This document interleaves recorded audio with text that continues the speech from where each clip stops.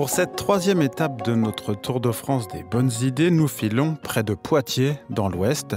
À Chauvigny, comme dans les villages alentours, la mobilité du quotidien est une préoccupation et parfois un casse-tête.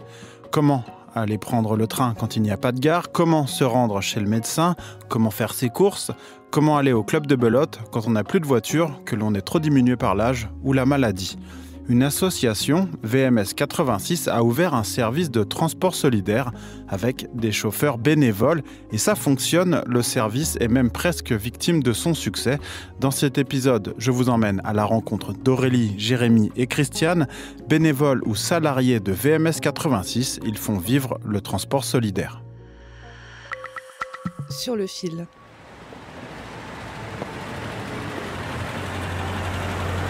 Bienvenue à Chauvigny, petite cité médiévale de la grande banlieue de Poitiers. 7200 habitants, un beau château, un peu de tourisme, une économie qui fonctionne puisque le taux de chômage y est d'environ 6% selon la mairie, soit moins que la moyenne nationale à un peu plus de 7% début 2025. Mais on va s'écarter des rives de la Vienne qui traversent paisiblement la petite ville pour aller rendre visite à l'association VMS 86. Donc là, on est sur le parking de VMS qui est à 3 minutes du centre-ville de Chauvigny, sur une route départementale assez passante. Il y a un petit hameau et des champs, des collines et des champs. Voilà. Bienvenue à VMS. Merci beaucoup. En plus, il fait beau, c'est parfait. Nous voici dans le Poitou, dans les bureaux de VMS 86, 86 comme le département de la Vienne. On suit la directrice de l'association, Bénédicte Pinchot. Bénédicte me montre l'atelier de menuiserie et enfin le bureau où l'on gère le transport solidaire. En fait, on est un atelier chantier d'insertion où on va accueillir des salariés en parcours. On accueille à peu près en même temps dans la structure une vingtaine de salariés. Atelier et sur site. Donc ici, on vient déconstruire toutes les menuiseries de fin de vie. Ça veut dire que c'est des menuiseries, on ne peut pas les réemployer. Si elles sont réemployables, elles sont isolées évidemment. Mais là, c'est vraiment que de la menuiserie de fin de vie qu'on ne peut pas réutiliser. Et on vient casser toutes les matières. Et la partie transport solidaire, donc là avec Aurélie qui coordonne un petit peu tout le monde. Et là, on a l'année dernière, 51 chauffeurs. Et si on part sur 2024, 264 bénéficiaires. Mais là, on est en hausse sur 2025. Et on coordonne un petit peu tous ces trajets-là. À l'origine des transports solidaires, il y a une bénévole particulièrement active, membre du bureau de VMS 86.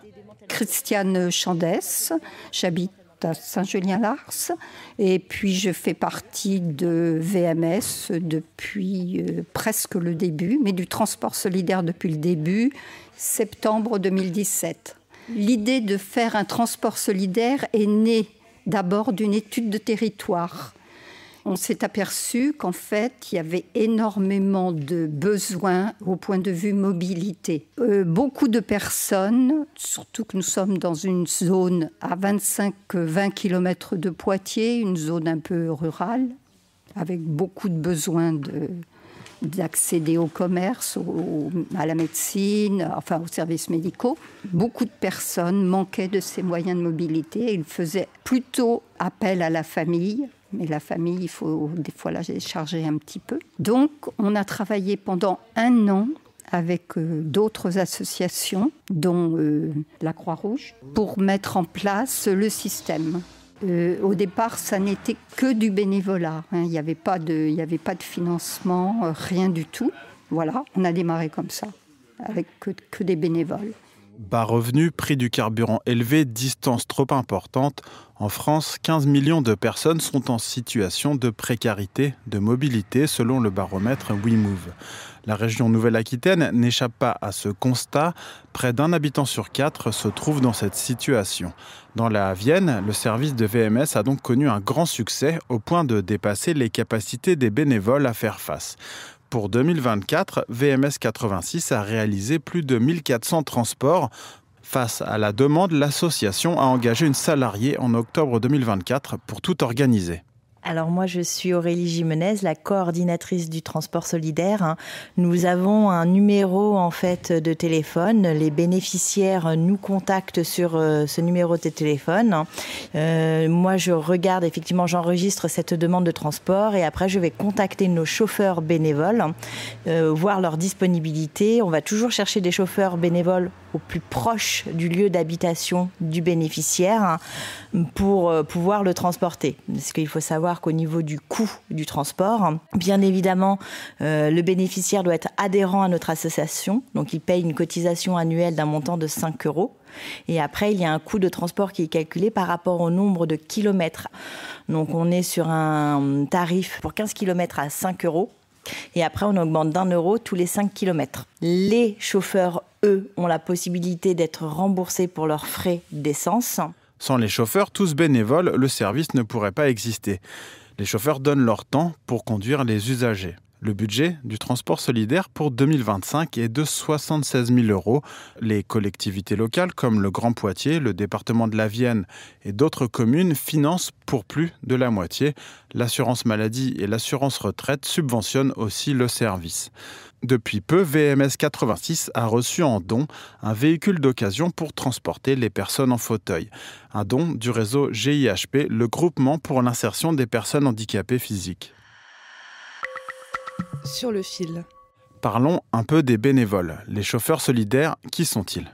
Alors, nos chauffeurs bénévoles sont en grande majeure partie des jeunes retraités qui ont encore la possibilité de conduire sur les communes, les 21 communes que l'on représente.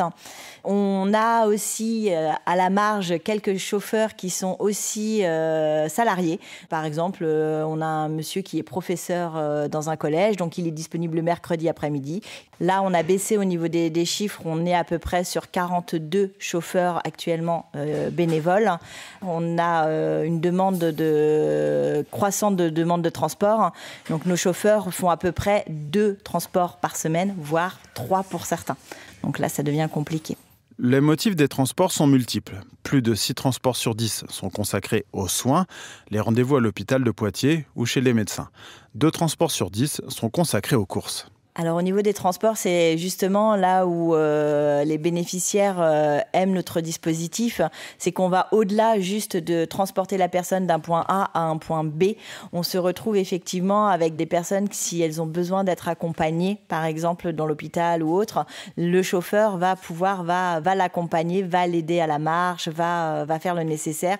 Même quand ils font leurs courses, ils vont effectivement des fois ranger les affaires dans le sac de courses, ce que ne fait pas un taxi classique quand il va emmener quelqu'un faire ses courses. Donc ça, c'est quelque chose qui est très demandé au niveau des personnes âgées. Il faut savoir que le chauffeur va venir chercher le bénéficiaire chez lui, l'emmener à son lieu de rendez-vous, l'attendre. Donc si c'est des rendez-vous qui sont à l'hôpital, par exemple, pour tout ce qui est service ophtalmologie, ça peut durer 3-4 heures. Donc ils attendent sur place et après ils ramènent la personne chez elle. On l'a vu, 8 transports sur 10 sont donc consacrés à des besoins essentiels. Le reste des courses, à des loisirs ou des visites chez des amis qui ne sont pas moins essentiels pour la vie des villages. On a justement rendez-vous avec Jérémy et Chantal. Ça fait un moment déjà. Je suis bénévole aussi au Secours populaire, au Secours catholique, au CCAS de Chauvigny. Jérémy Verdier a 30 ans, il est maraîcher à temps partiel et consacre une partie de sa vie aux autres. En ces débuts d'après-midi, il arrive en vélo sur le parking de VMS 86 et vient chercher le véhicule pour personnes à mobilité réduite. Jérémy m'embarque avec lui, nous nous rendons à Bonne, chez Chantal Maillet, 70 ans. J'aime bien être utile, comme la plupart des gens qui font du bénévolat, je pense. Le contact avec les gens. Je pense que dans une société capitaliste et égoïste comme la nôtre, je pense que c'est nécessaire qu'il y ait des gens comme nous, les bénévoles. Aucun des bénéficiaires que je vais chercher, je les connaissais avant. Oui, c'est agréable en fait de rendre service. Ils sont toujours contents qu'on vienne les voir. Et puis après, moi je passe un peu de temps avec eux après s'ils ont envie, mais pas tous. Mais il y en a qui aiment bien boire un café, etc. Discuter en fait. On fait le lien, on fait pas que le transport, on fait aussi du social. Donc c'est agréable de se sentir utile sur ça. On voit que les gens ils sont contents en fait qu'on soit là et on rend service et on sent que les gens sont heureux qu'on vienne les chercher et qu'on reste un peu pour discuter. On arrive dans le jardin de Chantal, on se gare. Affaiblie par une sclérose en plaques, Chantal se déplace en fauteuil. Elle est entourée de ses proches, mais se déplace peu. Elle est en attente d'un véhicule adapté depuis plusieurs mois. Mais aujourd'hui, il y a Belote à Belfond, un village voisin, et ça, pas question de le rater. Moi, je vous suis, hein. Ah, oui. Vous savez mieux que moi. Ah oui, je connais. Non, mais je voudrais dire que ça va pas. J'ai mis mon gilet. Il fait pas chaud dans la maison. Ouais, mais dehors, il fait chaud. Hein. Bah après, s'ils ont ouvert, là-bas, il fera peut-être frais. Ouais, c'est-à-dire que la salle est ouverte souvent. Allez, c'est parti. Hop là. Ouais, c'est moi. C'est bon. Non, là, ça ne pas. Et là, c'est loin où on va, là? Là, non, c'est à Belfond, c'est à combien? 5-6 km? C'est juste à côté. Hein. Ouais, c'est juste à côté. D'accord. Des fois, je fais plus loin. Hein. Je fais CHU, je fais à Poitiers, je vais à Châtellerault, Montmorillon, voilà. Ouais. Ça reste dans la Vienne après. Hein. Ouais. Là, c'est pour avoir c'est une petite activité pour dire je sors un peu de chez moi. Une fois par semaine, comme les petits pépés, les mémés à la Belote. Là, c'est la Belote, vous allez? Oui. Une fois Chantal installée dans le véhicule, nous partons pour la salle des fêtes de Belfond. Non, je ne sais pas, il faut que je demande à madame. Bonjour. Je peux me mettre là? Oui, moi. Attends, là c'est Jean-François, tu te mets là? Ouais, d'accord. C'est très très important pour les personnes comme moi là, qui peuvent pas, qui sont dans un fauteuil et puis qui peuvent pas bouger, autrement pas avoir d'activité. Là, je monte directement dans la voiture, je descends et c'est vraiment nickel, quoi. Il n'y a pas besoin de se prendre la tête et dire est-ce que j'ai tombé, pas tombé, possible, pas possible, quoi. C'est pour ça que c'est vraiment super, quoi. Moi, j'apprécie. T'as pris là-bas? Oui, ils prennent n'importe comment. Bah oui, parce que... oh là là. Mais ils vont vite, il faut se dépêcher. Mais moi je suis pas, moi j'arrive pas. Chantal, la marche au ralenti. Ouais, à 2 à l'heure. Arrête ça. Bon, mon pauvre, mon pauvre. Cet après-midi, on va jouer à la Belote de 14h jusqu'à normalement 18h. Mais moi j'arrête vers 17h30. Ça va ronchonner un peu, mais bon, c'est pas grave. Et puis vers là, cette heure-là, il y a une part de gâteau, de moment qu'on donne on donne 1 €. Et puis il y a de la boisson, du jus de fruits ou alors du vin rouge pour les pépères qui aiment bien ça, qui ne lâchent pas le... Et puis autrement, mais même il peut y avoir une deuxième tournée de vin rouge. Mais ils tiennent la route, hein, ça peut y aller. Autrement, ben, écoutez, là on rigole, là, bien. Là, je suis en train de gagner, donc bon. Mais je dis rien parce que autrement, ça va ronfler. Quand je viens, le VMS me prend 14 €. 2 allers-retours, 14 €. Plus 1 € là, à la Belote, donc ça fait un après-midi à 15 €, quoi. Ça va. 26, 36, 36, 56, 66, 76, 79, 83, 86, 90. Oh, 60. Ça y est, vous avez gagné. Voilà. Que ce soit pour aller, ils sont là pour nous emmener n'importe où, même à des visites médicales, chez le médecin, n'importe où, quoi. Mais bien sûr, il faut qu'ils ne soient pas occupés, mais vraiment, c'est vraiment quelque chose de super, super bien, quoi. Et vous, cette activité du mercredi, là, c'est un peu une bouffée d'air. Ah oui, c'est depuis le mois d'avril. Je dois vous dire que ça me change des idées, ça me sort de chez moi. Quand vous ne sortez pas de la semaine et on discute, on joue à la Belote, on mange un petit gâteau et puis ça, vraiment, c'est plaisant, quoi.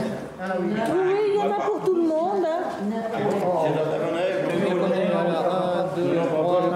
On est 24, c'est bon. Après avoir pris le goûter avec le club de Belote, je laisse Chantal finir sa partie dans la bonne humeur. Je quitte la salle des fêtes de Belfond pour retourner à Chauvigny. Direction la mairie, l'équipe municipale s'est emparée du sujet de la mobilité. Bonjour. Vous allez bien? Oui, et vous? Bon, bah bien, oui. Merci de me recevoir. Écoutez, donc Nathalie Demazou, moi je suis adjointe aux affaires sociales. Donc ça veut dire que voilà, moi je vais vous parler donc de la mobilité inclusive. L'élu sans étiquette est chargé notamment du CCAS, le Centre communal d'action sociale, qui coordonne entre autres les initiatives liées à la mobilité des plus précaires. Le CCAS subventionne par exemple le service transport solidaire de VMS 86. Au-delà d'un transport, c'est vraiment un lien social fort qui se crée. C'est vraiment quelque chose qui rend un service phénoménal à la population. Alors effectivement, la mobilité, de toute façon, quelle que soit la localisation des communes rurales, la mobilité, l'absence de mobilité est un frein majeur. Effectivement, un frein majeur dans tous les actes de la vie quotidienne et notamment donc pour l'accès à l'emploi. Une priorité pour la mairie qui a mis en place tout récemment une ligne de bus assurant une liaison directe avec Poitiers. La petite ville médiévale ne s'arrête pas là. Elle loue aussi une dizaine de scooters et de vélos électriques pour des personnes en situation de retour à l'emploi. La municipalité accorde aussi 5 bourses par an pour permettre à des jeunes ou des mères isolées de passer leur permis. Merci, au revoir. Merci à vous. Au revoir. Pour revenir au transport solidaire, il existe 300 initiatives similaires ailleurs en France, surtout dans l'Ouest, selon un site qui recense ces services bénévoles et offre des conseils pour leur mise en place. Je vous laisse le lien dans la description.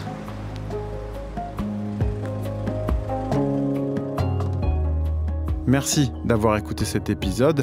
Notre Tour de France des bonnes idées se poursuit la semaine prochaine. Je suis Maxime Mamet. Sur le fil revient lundi.